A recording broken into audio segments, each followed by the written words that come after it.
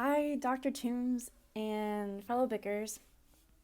My genealogy project is going to be focused around an ancestor of mine, James Arnold McDade. I chose him because he served in the American Revolution, and I think that's pretty interesting. I also feel like not a lot of people can say that in the sense that not a lot of people know how far back their ancestry goes.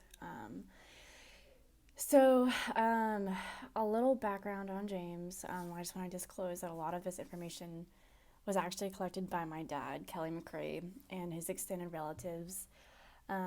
He was fascinated with our family history right about the time I was applying to college, and at first he kind of was trying to see if I could get any scholarships based on like my ancestry, kind of like Daughters of the American Revolution or Daughters of the Confederacy, that kind of stuff, because those organizations end up giving scholarships to prospective college students. But ultimately, it kind of led him down a rabbit hole, and he spent a lot of time trying to collect documents and records about our family history simply because it's interesting. I mean, it's interesting to know where you come from.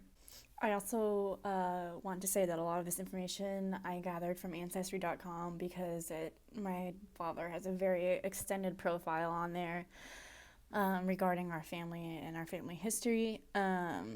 So there's a lot of sources that I used from Ancestry.com that I don't have direct access to, but Ancestry.com has like a quote or a citation or a little like, I forget the word, just a little blurb about some kind of source or record that I personally don't have direct access to, so I will be citing them second-handedly.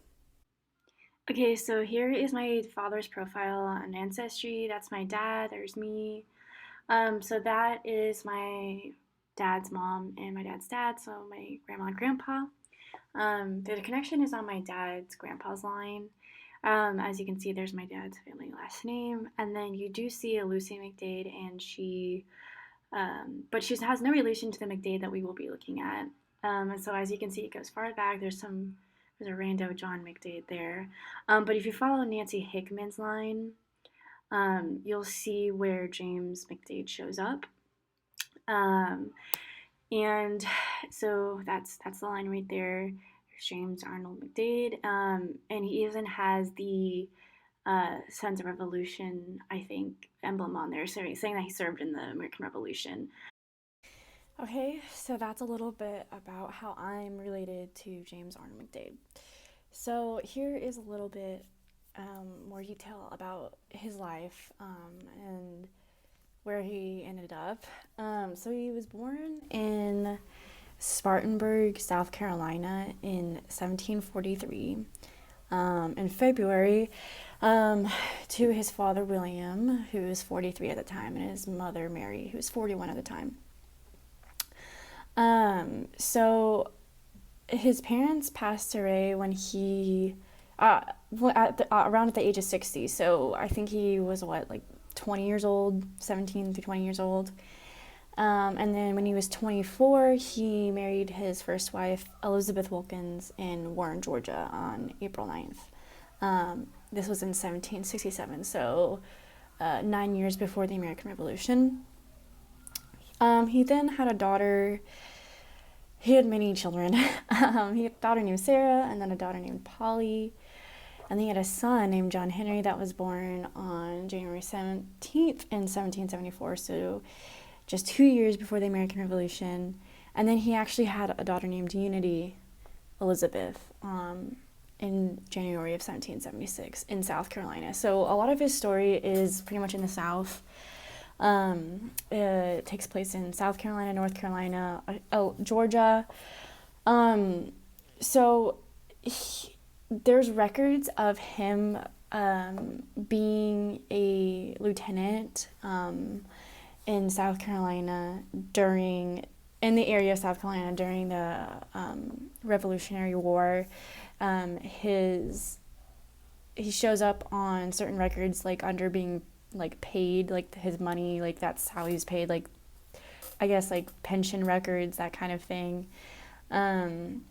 but I have yet to find an actual detailed account of what he did during the war. We do know that he participated in the war and that he was a lieutenant in the war, but we do not know exactly what his role is, if he was in a part of any pivotal moments in history, which is super unfortunate. The research I have is very limited in the sense that I have to go to certain libraries in person to have access to documents. And obviously that's not possible for this project, though it does make me very curious and want to go to those places in person to find out more. But we do know for a fact that he participated in the war simply because of his pension records, because of the Daughters of American Revolution, Patriot Index.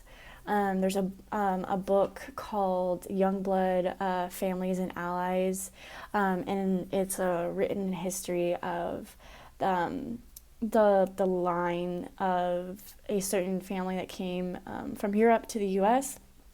And it mentions his name a lot. However, once again, access to the book is very hard to come by, and I couldn't find it on Google Books, but I was able to see a few excerpts, and they did mention his name, said he resided in South Carolina, and that book was written in, I think, the 1960s. It was published in the 1960s by a man and a woman who actually were doing research on their own family history.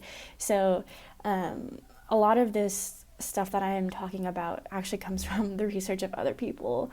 I don't know how it would be possible to do it without their help. But moving on, after the war, it seemed that he had more sons. He had 3 more sons. And he still resided in South Carolina, in Spartanburg.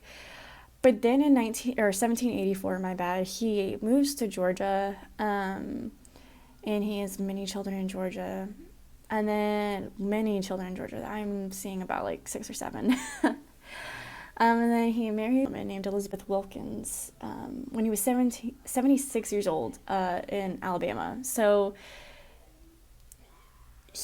and this was around the time that Alabama was it was admitted to the U.S. as a state, and this was in 1819.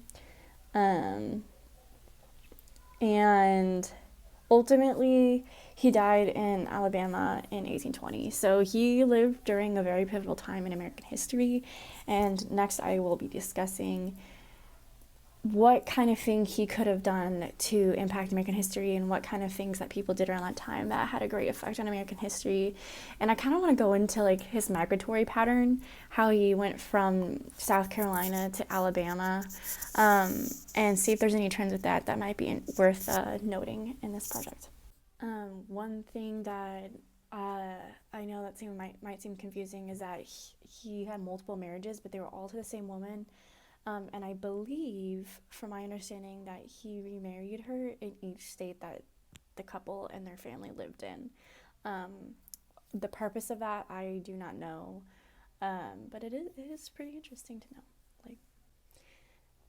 Okay, so I want to talk a little bit about kind of like post-revolution life, and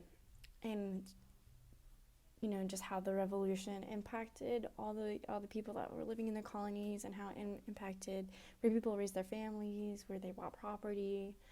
So I found a wonderful article reposted by FamilySearch.org, but it is from the National Institute for Genealogical Studies, and this is like an excerpt from one of the courses that they offer at that National Institute. So I'm just going to go ahead and read a direct quote. After the Revolutionary War, over 25% of the eastern population left older, settled regions.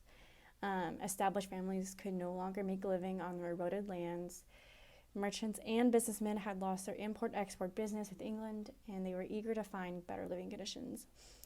This began a generations-long trek westward as families sought greener pastures and new homes on the ever-expanding American frontier. And then it goes on to say between 1785 and 1800, there were migrations south into the wilderness of western Georgia and the Mississippi Valley. And just kind of, expansion like we talked about in class, from the east. It sounds like a lot of people just wanted to take advantage of the new land, the new territory, new property, and a lot of businesses sounds like it struggled because of their lack of trade with England. So that could have been a motivator as to why James McDade moved his family further south to Georgia and then eventually out. So now we kind of have a plausible reason as to why McDade moved to the south, further down south. Could be trade, business, new opportunities, new property, etc. And that kind of had a huge impact on my family. Pretty much all my family's from the south. And because of that, like, I have a lot of extended relatives here in Texas, Alabama, Arkansas that don't even know that I'm related to. But I do know that this is kind of where my family took root, and as long as I can remember, I've been visiting Texas since I was a child. I live in California, but always took trips, because this is kind of where our family home was the South.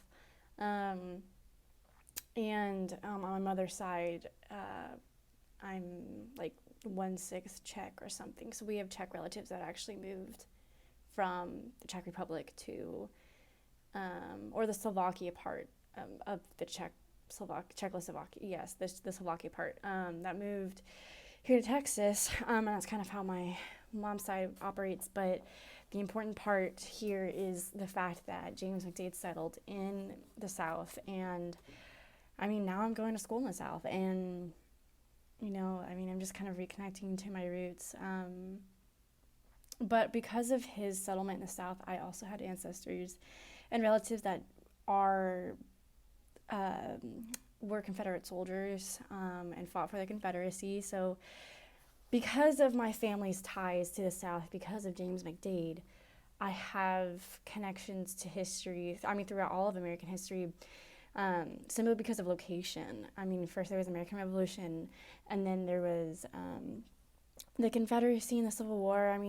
I'm sure we also had relatives that fought in the Spanish-American War, all that kind of stuff.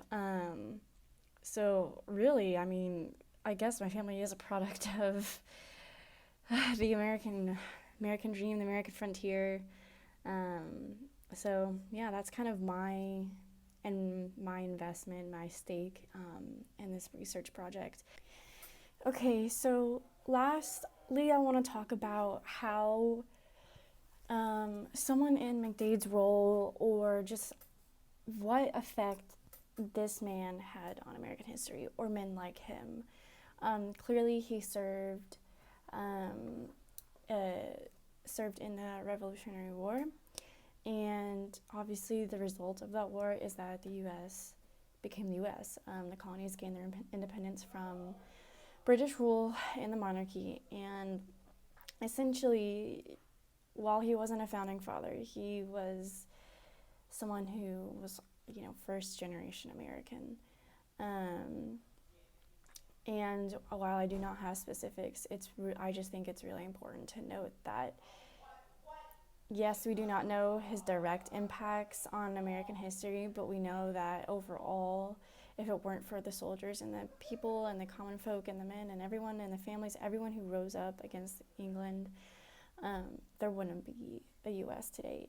Things would look quite different. And so I think it goes without being said that that's kind of his impact. His impact on American history is the fact that he served in the Revolution, which basically gave way and made the path for our country to be what it is today. Sadly, I wish I had more information. Maybe this will be a hobby for me this summer. But yeah, he participated, he moved his family down south, and now I'm here. So at the end of the day, his great contributions to American history are they're fighting in the American Revolution, and honestly, me. That was a joke. I'm trying to be funny. But yeah, in all seriousness, the things that those men did on behalf of the people who had enough are amazing. And if it wasn't for just common people like him, then, and common people who believed in a good cause, there wouldn't be a U.S. today. So without further ado, that's the end of my documentary. I try my best at iMovie, and I will be having this is followed by a slide with my bibliography on it. So thanks for watching.